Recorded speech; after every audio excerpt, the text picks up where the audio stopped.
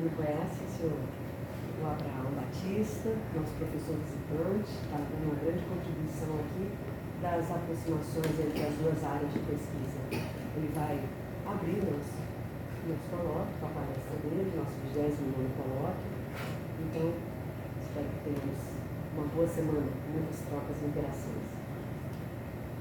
Bom dia, gente. Bom dia. Então, eu sou Abraão, sou uma pessoa trivinculada. Eu sou aluno da graduação aqui, licenciatura em música, sou professor visitante aqui do programa e sou professor da Universidade Federal do ABC. E lá eu sou professor de um bacharelado em neurociências, ou seja, é uma graduação em neurociências, tem duas no Brasil, essa foi a primeira, e a segunda é aqui na PUC com uma pegada um pouco diferente. Por causa dessa trivinculação, eu tenho um interesse especial em neurociência da música e vou apresentar para vocês aqui um panorama geral do que pode ser essa área, com um pouco de ênfase, quer dizer, tomando como exemplo uma área que eu sempre atuei. Eu sou fisioterapeuta de formação e desde que eu me graduei até toda a minha vida, eu me dediquei a trabalhar com pessoas que têm dor, principalmente pessoas que têm dor crônica. Então eu vou ilustrar o que eu quero falar usando isso como exemplo. Então, assim, estando em duas áreas diferentes, né, estando na área de ciência e estando na área de artes, eu sempre tenho a impressão que a arte é mais precisa do que a ciência. A ciência tem muitas incertezas e o que eu vou apresentar para vocês é embutido de um monte de incertezas. Começando pelo disparo neuronal e pela rede neuronal. Né? Isso aí que vocês estão vendo nesse pratinho ali em cima é um sistema super complexo. Essa mesa é uma mesa com suspensão magnética, ou seja, ela não pode nem encostar no chão para não vibrar. E dentro daquele pratinho ali tem um conjunto de neurônios, mas uma quantidade bem pequena de neurônios, né, que foram preparados de uma determinada maneira para se manterem vivos ali. E aquela pipeta ali, ela está entrando em um neurônio. Então, o experimentar fazendo isso, ele evidentemente não vê o neurônio, mas ele vai com aquela pipeta ali tentando, funcionando, até que em um determinado momento ele começa a escutar tac, tac, tac, tac, tac, tac, tac, tac, tac, tac, tac, e ele sabe que ele chegou em um neurônio. E aí é possível então estudar a atividade do neurônio. Você pode fazer alguma coisa aí que você queira fazer, bloquear um canal, dar um choque, fazer qualquer coisa, você pode estudar a atividade de um neurônio. Quando essas pessoas fazem registro desses neurônios, né, de um neurônio, eles têm mais ou menos isso daí. Aqueles tracinhos que estão aparecendo ali, né, foram sonificados. E cada tracinho que está aparecendo ali, que tem uma frequência, cada neurônio vai ter uma frequência específica, vai trabalhar dentro de uma faixa de frequência, né? É um disparo neuronal.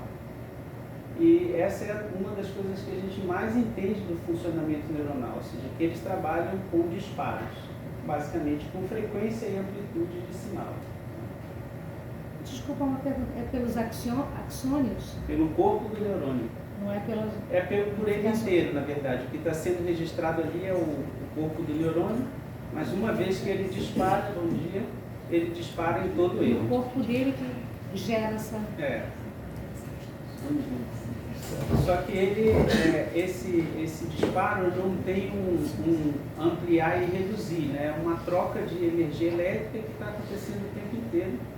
E quando acontece num lugar, ela normalmente começa no núcleo, e o neurônio tem essa característica especial de se prolongar, né? Ele pode se prolongar até 1 metro, por exemplo. Então ela começa no núcleo e depois de alguns milissegundos ela chega em algum lugar distante. Por exemplo, pode ter começado aqui e chegar aqui, né? Ou começar aqui e chegar aqui. Isso pode ser feito em seres humanos, tá? Então, em neurocirurgia, as pessoas colocam lá, tentam achar um neurônio, às vezes, para um fim definido.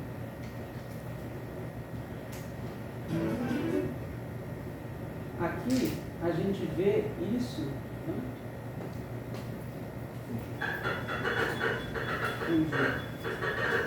Aqui do lado direito da tela, está passando luz, né? Mais escuro ou mais claro? Mais escuro ou mais claro? E isso está, essa variação de tonalidade de cor está impregnando o olho de um gato, e essas pessoas estão fazendo um registro dentro da área visual do gato. Então, de novo, esses disparos que estão aparecendo aí são disparos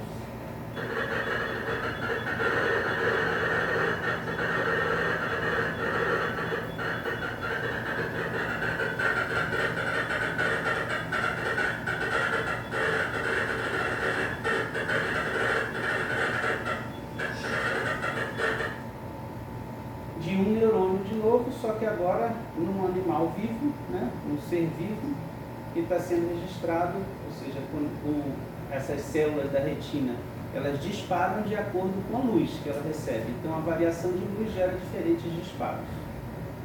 E os neurônios funcionam, quer dizer, uma das características dele então são essas. Eles funcionam disparando e repousando, disparando e repousando, disparando e repousando. Mas isso aí é o registro de um neurônio, e a gente já tem bilhões de neurônios. E como eles trabalham juntos é muito difícil de saber. Então, o que a neurociência tenta é entender como eles funcionam, como esse conjunto todo funciona. E daí vem a grande imprecisão que a gente tem. Se a gente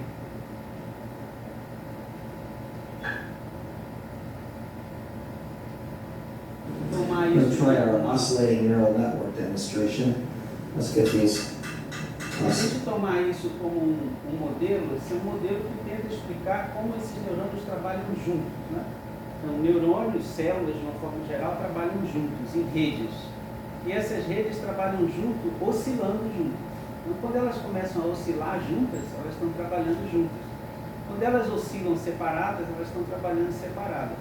E elas podem estar trabalhando juntas, oscilando na mesma fase, ou em antifase, exatamente, enquanto uma sobe e outra desce, né? E ele tenta criar aqui uma ideia de como essa rede de neurônios funciona. Se isso fosse neurônios, eles estão funcionando separadamente. Mas tem alguma coisa que vai unir uma atividade conjunta.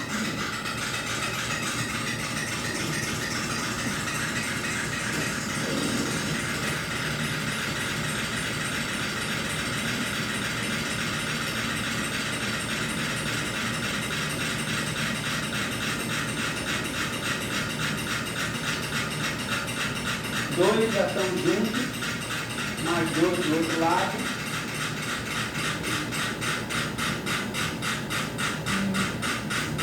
There we go. E We're eles all começaram a trabalhar em fase. oscillating in synchrony. Primeiro meio rebelde. Então, agora a gente, se isso fosse 5 neurônios, né, eles estavam trabalhando isoladamente e agora eles estão trabalhando juntos. Então, esse é um modelo que a gente usa muito.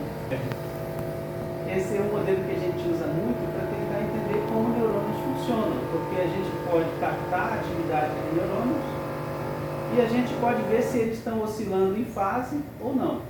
E a partir daí a gente deduz um monte de coisa. Desculpa, uma pergunta. Foi porque as latinhas estavam fora e elas vibraram e regularizaram ele? Elas começaram a fazer com que a tábua oscilasse de uma maneira e a tábua induziu um funcionamento. O que seriam essas latinhas na gente, a gente não sabe. Né? Tá. Mas, por exemplo, quando a gente se dedica a uma atividade tipo tocar uma peça, tem uma quantidade de áreas, né, uma quantidade de neurônios que começam a trabalhar junto nessa direção definida. Então isso seria um funcionamento de rede, né? Rede neuronal. Nesse caso aqui, a gente está tentando agora fazer isso com seres humanos, né? Então, a gente sabe que a atividade do sistema nervoso é eminentemente elétrica, e uma forma de a gente entender é captar a atividade elétrica. Só que ali vocês viram um registro de um neurônio no gato, ou um neurônio numa cultura de célula, né? E como que eu vou fazer isso com uma pessoa enquanto ela está tocando uma peça, por exemplo, fazendo alguma coisa? Eu não consigo colocar um eletrodo lá até esse momento, até já é possível conseguir, mas não daquele jeito, e ver o que ela está fazendo. Então eu posso captar a atividade de muitos neurônios. Tipo, eu coloco um microfone no meio dos Maracanã, e capto a atividade, as vozes de todo mundo juntos. E eu digo, isso está funcionando dessa maneira.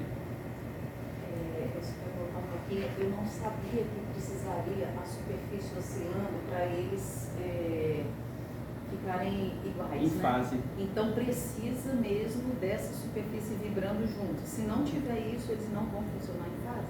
Nesses metrônomos, que são sistemas mecânicos, não.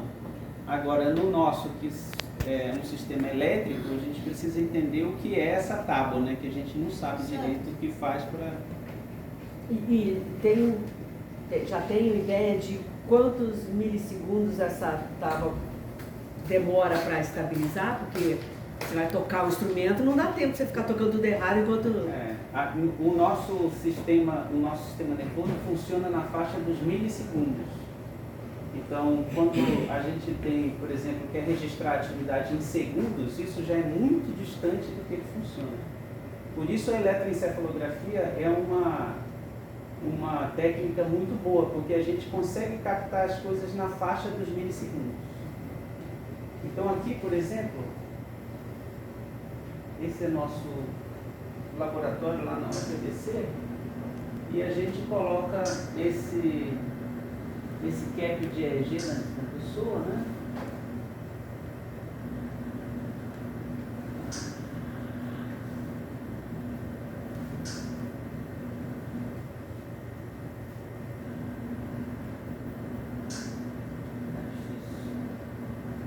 E ela está com um EEG ali, ela tem 64 canais de eletroencefalografia no crânio dela. A gente pode captar a atividade dela em repouso. Esse EEG é super sofisticado, ou seja, ela pode até se mover e vai gerar artefato, mas eu consigo limpar os artefatos. E nesse caso, o que eu estou fazendo aí, ó, é aplicando pulso magnético na cabeça da pessoa e captando a resposta. E essa resposta, ela aparece aqui com esses potenciais aqui. E cada uma dessas ondas, esse sobe e desce aqui, me diz uma coisa diferente. Então, se eu sabe na função cognitiva dela, por exemplo, eu quero saber se um determinado potencial que apareceu 45 milissegundos depois do pulso aumentou ou diminuiu de acordo com uma determinada tarefa. Então essa é uma forma de avaliar o que está acontecendo na cabeça dessa pessoa em tempo real, de uma forma mais ou menos naturalística, ou seja, eu não preciso enfiar a pessoa dentro de um tubo para captar a resposta dela. Ela pode até estar fazendo alguma coisa tipo tocar um instrumento que nem eu estava fazendo aqui. Isso aqui a gente faz aqui na UERJ. Tá.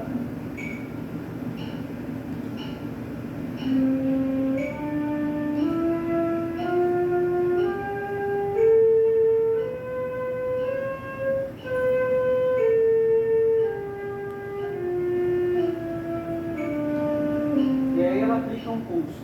Pulso, simula. E aí a próxima ordem que eu recebo é simula mentalmente que você está fazendo isso. E aí eu simulo mentalmente. E quando acaba, Aí, Pulso, ela aplica o pulso. Ou eu estou fazendo nada e ela aplica o pulso. E eu capto as respostas que estão aparecendo aí. Então a gente pode ver aqui, né?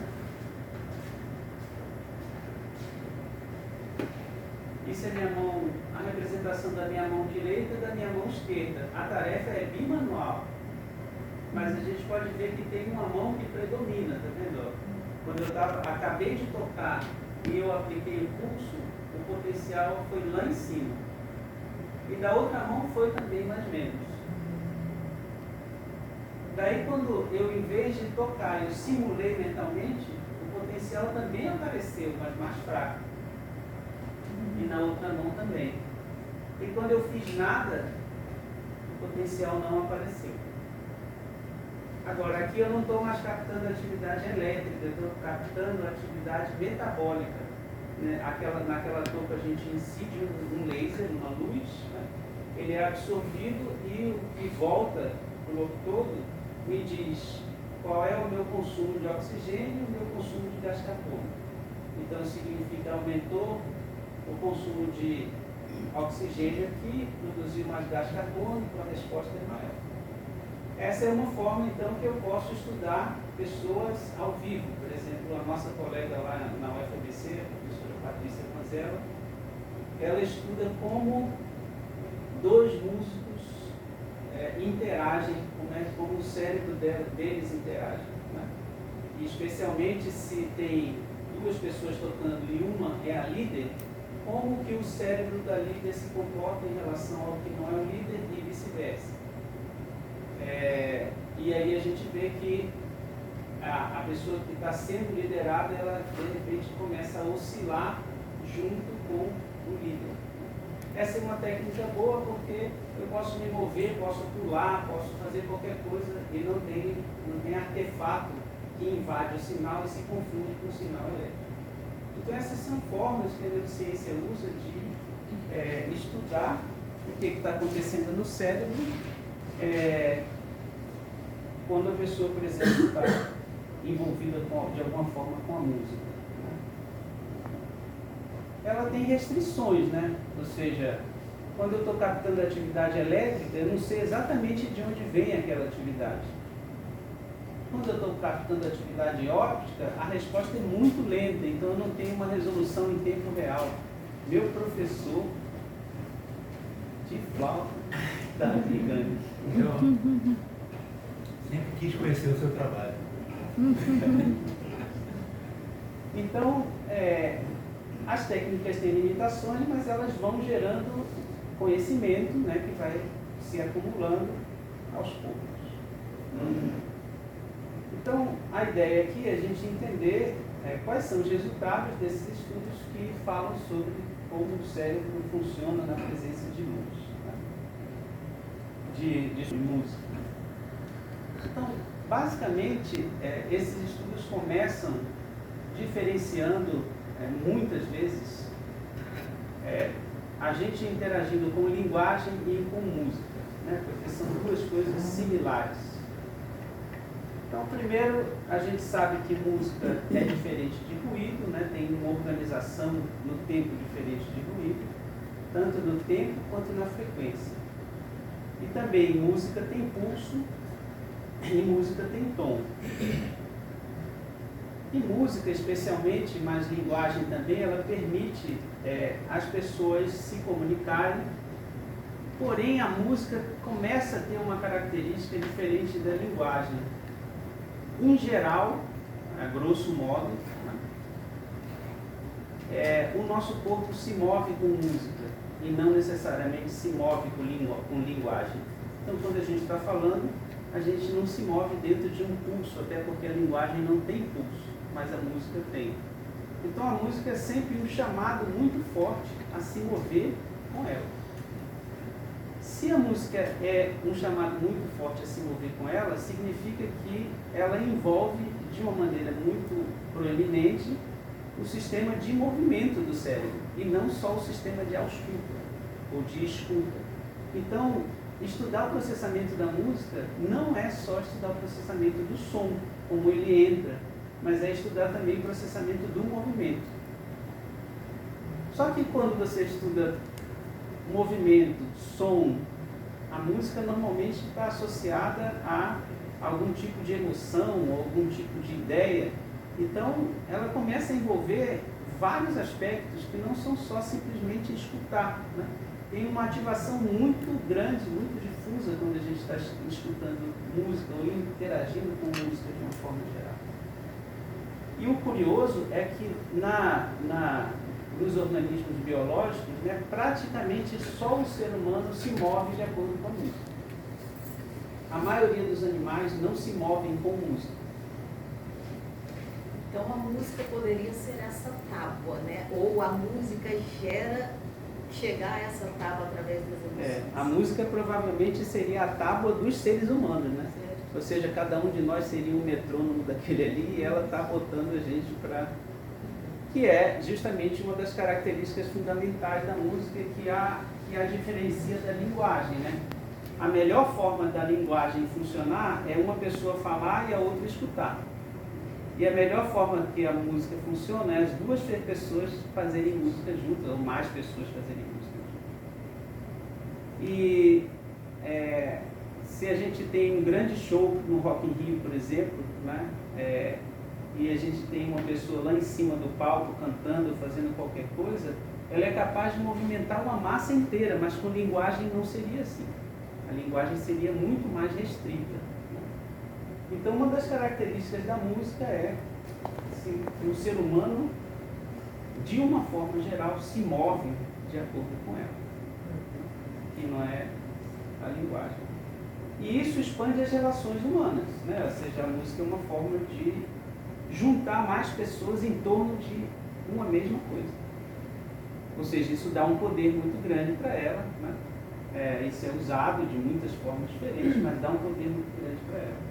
O que significa que se eu quisesse realmente estudar também neurociência da música, eu precisaria estudar do ponto de vista social, né? Ou seja, eu precisaria fazer registros em muitas pessoas diferentes e ver como elas estão interagindo. E isso é muito difícil. Então, isso é uma outra limitação da neurociência, né? Fazer esses registros em várias pessoas ao mesmo tempo. Mas é possível fazer uma boa quantidade de pessoas ao mesmo tempo. Então, a música tem essa característica social importante também, que tem a ver com função cerebral, que a gente sabe pouco. Então, diferenças básicas são essas, né? A linguagem tem ritmo, tem melodia, tem acento e tem timbre, mas linguagem não tem pulso e linguagem não tem escala também, né? Então, ninguém fala com taque, taque, taque. Oi, tudo bem, como você está? Ninguém fala assim, né? E na música isso é necessário, senão não tem música praticamente, né? Então a linguagem, a gente pode dizer com isso que a linguagem é a expressão de um indivíduo e música é a expressão de um coletivo, né? De um grupo. E como a gente processa som? Então, isso é uma coisa interessante quando a gente olha o que está envolvido com que parte do cérebro se envolve com o processamento da música. Se a gente diz que o processamento da música é o processamento do som, de fato a gente tem um receptor muito adequado para processar som, né? Ele está na cóclea, dentro da orelha, e ele processa da seguinte maneira: o tímpano é uma membrana muito suave, e a vibração mecânica que vem com frequência e amplitude da música vibra o tímpano. O tímpano tem 3 ossinhos conectados um com o outro, que se conecta com uma estrutura que é tipo um caracol, a cóclea. E a cóclea, ela tem um tapete dentro dela, né, com cílios, e um líquido dentro dela. Então, essa vibração do tímpano vibra os ossinhos, que vibra o líquido, que vibra os cílios em frequências diferentes. Então, cada parte da cóclea vibra em uma frequência diferente e a gente, já na recepção, o corpo é capaz de identificar frequências diferentes, na faixa de 20 Hz a 20.000 Hz. Então, mais grave e mais agudo. Aí já está a primeira decodificação. Esses cílios ativam neurônios, justamente. E os neurônios começam a disparar naquela frequência. Então, quando eles começam a disparar naquela frequência, eles começam a transmitir esse sinal para outros lugares. E aí isso vai entrando dentro do nosso cérebro. Né? Então, aqui vem um núcleo super importante, que é o núcleo parabraquial. Aqui, daqui para baixo, a gente tem a medula espinal, né? Do crânio para baixo, e daqui para cima a gente tem o encéfalo, que tem o cérebro aí. Quanto mais perto da medula, a função mais primitiva é. Então, se você chegar, colocar uma pessoa sentada aqui e fizer assim, essa resposta é uma resposta super primitiva. E toda vez que bater aqui, ela vai aparecer. Ela não tem muito controle. A gente vai ganhando controle quando a gente vai se desenvolvendo neurologicamente, porque as partes de cima vão assumindo o controle sobre a parte de baixo. Então é possível, por exemplo, que eu controle ali para alguém bater no meu tendão e a resposta não seja tão evidente. Mas ela é muito simples e muito evidente, ela só precisa de 2 neurônios. À medida que as funções vão se aproximando da parte alta do sistema nervoso, elas vão ficando mais complexas. O que significa mais complexa? Elas têm mais neurônios para fazer uma determinada função. No tronco encefálico, que é a parte mais baixa, que já não é mais medula, existe o controle de funções muito primitivas da gente. Por exemplo, o ritmo cardíaco, a função de vômito, controle da pressão arterial. Então, provavelmente a gente nunca pensou na nossa vida, hoje eu vou controlar minha pressão arterial de forma que quando eu ingerir sal, ela não vai aumentar tanto. Não sei nem como fazer isso. Isso é uma função muito complexa, mas ela é muito primária. Ela está aqui nesse núcleozinho. Esse é o primeiro relé, onde a entrada do som, ela faz conexão aí. Qual é o sentido da entrada do som fazer conexão com uma coisa tão primitiva que controla pressão, vômito, respiração? O sentido é que o som vai, de alguma forma, influenciar aí. E, de fato, a gente sabe agora que nesse segundo núcleo, que também é muito primitivo, está muito longe de a gente perceber que o som existiu no polígono inferior. Aí já começam respostas autonômicas, ou seja, se eu escuto um barulho, aí imediatamente uma resposta autonômica de luta ou fuga. A frequência cardíaca aumenta, a respiração fica mais rápida, o vaso contrai, e eu não escutei nada. Ainda não chegou na minha consciência, mas o corpo já respondeu de uma forma muito primitiva e muito rápida. Isso significa dizer que o processamento de som para os seres humanos e para os animais, de uma forma geral, que processam som, é muito importante. E é importante para coisas muito fundamentais, tipo lutar, relaxar, né? E que você influencia, por exemplo, se a pessoa estiver em coma, ou seja, a parte mais alta do cérebro dela morreu, mas essa mais baixa não morreu, porque ela continua coração batendo, ela continua respirando, ela tem respostas autonômicas mesmo não tendo consciência. Então essas respostas dependem da consciência. E tudo isso vai em direção a uma região que a gente tem aqui na têmpora, né? Que é o córtex auditivo primário. No córtex auditivo primário, a gente já tem uma tonotropia, a gente já discrimina tons, e isso já chegou à consciência. O mais interessante é que quando a gente olha para o cérebro que processa música, é impossível de você separar as áreas que processam somente som e não incluir as áreas que processam movimento, tato, propriocepção, emoção. Então, quando você escuta a música, você ativa tudo isso. Ou seja, se você quer estudar música, processamento de música no cérebro, você tem que estudar o processamento do som, o processamento do movimento, o processamento da emoção e o processamento da cognição, porque ela sempre ativa tudo isso junto. É inseparável. Se você ficar só numa parte, você vai estar limitado. E de novo aí você vê o quanto amplo que é o processamento da música. É um processamento muito complexo, muito amplo, provavelmente muito importante para os seres humanos e para os outros animais. Mas é difícil a gente saber dos outros animais, porque tudo isso acaba em percepção. E percepção é individual e eu preciso te dizer, eu não posso te dizer, você não pode olhar para mim e dizer, ele tem dor, porque dor é uma percepção.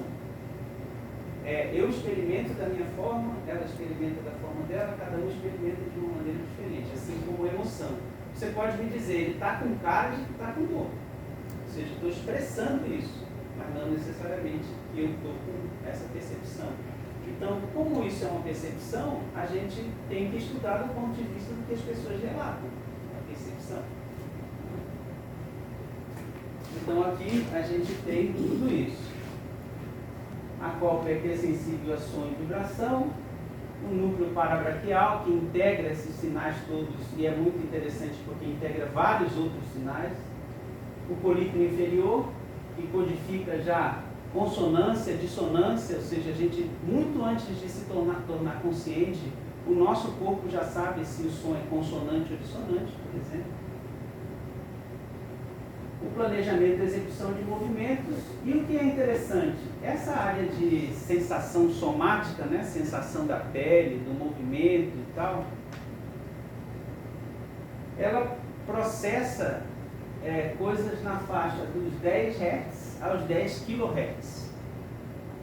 A gente tem muito receptor para isso, por exemplo, na pele, no peritônio, no periósteo, que forma os ossos, né, e nos órgãos sexuais. Isso significa dizer que se eu tenho receptor para 10 kHz na minha pele, a minha pele processa vibração da música. Isso significa dizer que o meu cérebro não entende música ou som só com a orelha. Ele entende com a pele, entende com a forração interna da barriga, entende com os órgãos sexuais. Tudo isso recebe a vibração e informa a parte sensitiva somática do meu cérebro, está vibrando aqui embaixo. É por isso influencia. É por isso que quando a gente vai num show que tem um subwoofer muito potente, a gente sente aqui nas visões. Exato. A frequência bate baixa. aqui direto. Pode falar de novo que eu falou sobre essa percepção da consonância, da dissonância? É porque é muito difícil de acompanhar para mim, né? Tá. Muito novo, estou tentando pegar tudo, então as coisas. Os sons que a gente sente como consonantes ou dissonantes, né, ou seja, que vibram em fase ou que não vibram em fase, eles, a gente consegue, o nosso corpo reage a eles muito antes de a gente tomar consciência de que eles são consonantes ou dissonantes. Isso provavelmente tem uma função protetora, de novo, uma função, né? Você reconhece um choro incomoda desde as vísceras, porque incomoda antes de virar consciente.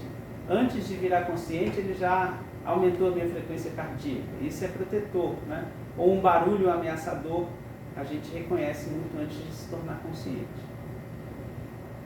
Professor, só mais uma pergunta. Eu estava ouvindo essa explicação e fiquei pensando que talvez a dança também, de uma forma diferente, ela vai ativar tudo isso, porque tem uma relação com o som, com o movimento.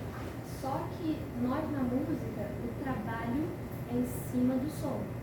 E o dançarino, o trabalho dele é em cima do movimento. Existe algum estudo comparativo no sentido dessas ativações de áreas cerebrais, entre música e dança? Eu não conheço, mas por que você diz que o nosso trabalho não é em cima do movimento? A gente realiza o movimento, mas a gente molda o som. Então a gente realiza o movimento para chegar a um determinado som, uma determinada nota, atingir uma nota, fazer um timbre, fundir o nosso som com um naipe, com uma banda. E por que isso não é uma dança? É também, mas eu digo exatamente isso. No cérebro, isso é exatamente igual, porque, por exemplo, um bailarino, ele está trabalhando sobre o som. Ele também imagina, ele tem que processar o som, ele está ali o tempo todo na música. Mas a preocupação dele, a arte dele acontece no próprio movimento, ele está burilando o movimento. Né? Eu nunca li um trabalho que comparou, né, dançarinos com músicos. Mas eu fiz um trabalho, está acabando, um trabalho de mestrado de um dançarino que também fez neurociência, e a gente viu um resultado que a gente não esperava, né? Então, ele queria entender a função de uma determinada parte do cérebro no reconhecimento de emoções. Então, ele expôs dançarinos a imagens de dança expressivas ou inexpressivas. E as pessoas tinham que graduar o que elas sentiam de emoção naquele momento, né? E o curioso, que era totalmente fora do que a gente esperava, é que a gente imitou um trabalho anterior. A gente estava querendo reproduzir um trabalho anterior, que é um trabalho alemão. E nesse trabalho, as pessoas dançavam de forma expressiva ou inexpressiva, mas tinha uma música de fundo, mas não era coerente com a dança. Então era uma música erudita, ou uma música pop, ou o som da respiração da pessoa. E o que a gente viu foi que a incongruência, né, entre a música e o movimento gerou uma atividade cerebral altíssima. Não sei, a gente não sabe o que é. Tipo, a pessoa sentia a incongruência, não sei exatamente o que era, entendeu? Mas não é exatamente o que você está falando, mas tem alguma coisa acontecendo aí diferente e ao mesmo tempo similar. A única coisa que eu acho que é importante para falar para músicos é que não existe música sem movimento. Seja movimento da laringe, seja movimento do resto do corpo, não existe música sem movimento. Então, estudar música significa estudar movimento e som e tudo mais. Não, posso voltar àquela parte da linguagem? Sim. Porque é um assunto que vários autores já tentaram colocar em livros de música como linguagem, talvez sem sucesso entre os pares, né? Trabalhar a semântica, né? Tem um livro do Bergman que trata como verbo, advérbio, mas você fala porque tem linguagem com pulso e tem música sem pulso. Como seria linguagem com pulso? Um rap. Existe, você pode classificar como música também, mas é uma linguagem. A poesia também, né? A poesia também tem o seu pulso. Não você relatou como uma conversa entre duas pessoas informal. Sim. Mas existe linguagem com pulso e existe música sem pulso também. E as várias tentativas de codificar música como linguagem, como pergunta, como resposta durante o discurso musical, como se relaciona com o seu trabalho de ciência, não sei se tem a ver ou não. O meu especificamente não, mas o que você está colocando eu coloquei 2 pontos separados e você está falando sobre as interseções, né? Ou seja, que são coisas mais difíceis de compreender ainda, né? Que seria falar com pulso, tipo na poesia. Eu não tinha me dado conta do rap. Eu não sei o que seria música sem poesia, sem pulso. Tem a Doriana faz exemplo. Por exemplo. Na música contemporânea. Música eletroacústica, do ruído. Aí ia ser até a minha outra. Música não é só isso. Música, né? O Gabriel pode falar. E qual é o limite entre música e não música? Isso é um debate gigante. Mas é que está a questão fundamental. E também essa coisa do ruído. O que é o ruído? Não é música, né? Também essa questão. Mas eu tinha uma outra pergunta também que tem a ver com essa questão da consonância e dissonância. Não sei se só tem que terminar. Desculpa, mas enfim, termina. Então, tem essa dificuldade de definir, né, a borda do que é música e o que não é música. Segundo o Hermeto, tudo é música, né? Exatamente. Aliás, agora apareceu a possibilidade de a gente fazer o registro da atividade cerebral dele. Opa! Pra ver o que que vai- Aproveita porque ele teve problema de saúde essa semana. essa semana. Cancelou o Rock in Rio, ele. Então, Professor, já que ele falou da linguagem, antes de passar para não sei o que você vai dizer, antes de passar para outro lugar, eu também queria entrar nesse lugar que eu ia deixar por último, só lembrando, se você Tá. complica, eu te interrompi. qual? É que quando você falou da linguagem e Do curso? da tábua, vamos usar a tábua, né, como analogia, eu me lembrei da linguagem política, né? Então, se a gente fala de música, eu pensei logo, será que ele está falando de música pulso ou de música pulso mais sentimento? Porque uma linguagem política pode levar a ser uma tábua e ela não tem pulsos, exatamente, né? Ela tem uma coisa que provoca sentimento. Então, não sei o que poderia ser chamado como algo que seja esse líder levando todos os outros, né? Não, mas não é porque envolveu emoção e sentimento que necessariamente é música, né? Por exemplo, um quadro é luz, é imagem, é cor e provoca emoção também. Mas sendo a tábua, no papel da tábua. O papel da tábua é a integração dessas coisas. Mas porque você falou que a linguagem não poderia ser essa tábua. Foi isso que eu entendi? Não, eu não falei isso. Não, então, que bom que eu estou esclarecendo. Eu achei que no início você disse que só a música poderia fazer os metrônomos, né? Na analogia, vibrarem iguais, e a linguagem não. Os metrônomos ali significam, por exemplo, cada um de nós aqui como se cada um fosse um neurônio, né? A gente pode trabalhar isolados ou a gente pode trabalhar em integração máxima. E o cérebro funciona dessa maneira, trabalhando de forma isolada ou em integração máxima. A ideia da tábua é a integração, né? Ela fez com que os metrônomos se integrassem. Então é uma tentativa de explicar como os neurônios funcionam, integrados ou não. Então você falou que a música integraria, mas não a linguagem. Não, mas ali a música integra pessoas, não neurônios. Só para linkar com isso, como você falou que consonância vibra em fase e dissonância vibra fora de fase, relacionado a essa questão do medo e a segurança, quando a gente ouve dissonância, a gente fica com medo, é isso? Porque está desconectado.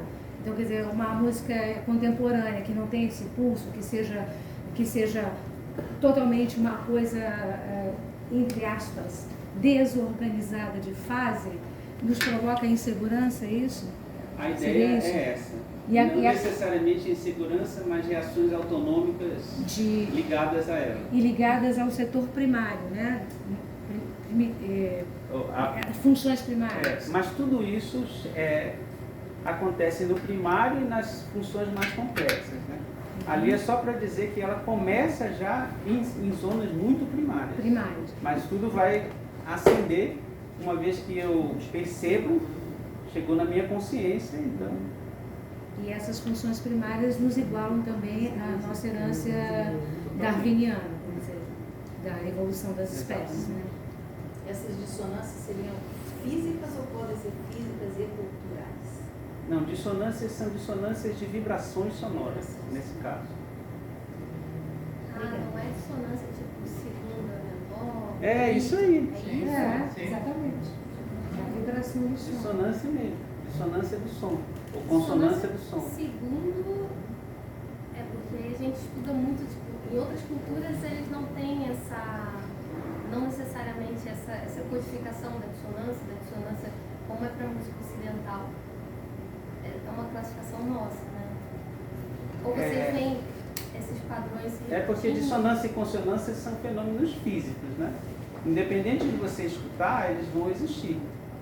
As ondas estão Qualquer em ser humano vai reagir ao que a gente chama Ligado ao Homo de sapiens, dissonância, né? Nossa espécie. Agora, depois você pode colocar essas consonâncias ou dissonâncias dentro de um contexto que faz com que as pessoas comecem a interpretar diferente. Interpretar uma consonância como legal, uma dissonância como legal e tal. Mas estou falando de reações muito anteriores a isso. Inclusive, esses padrões de música diferentes, talvez respondido da Bíblia, mas eu não sei responder completamente o que você perguntou. Eles já são objetos de estudo da neurociência. Então, por exemplo, com crianças, né? Eles fizeram um experimento onde colocaram as crianças dentro de uma cabine e quando acendia a luz do lado direito, viam um som consonante e do lado esquerdo um som dissonante. Né? E as crianças começavam a evitar o som dissonante. Ou seja, ela não está processando, não gosta. Na verdade, era música tonal e música atonal. E elas começavam a evitar a música atonal. Então, de alguma forma, mostrando que é uma reação primitiva.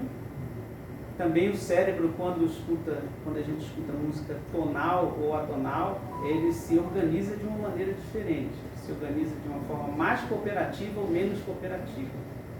Pode-se dizer que foram crianças de diferentes culturas? Ou... Não foram. Nesses experimentos foram crianças de uma cultura só.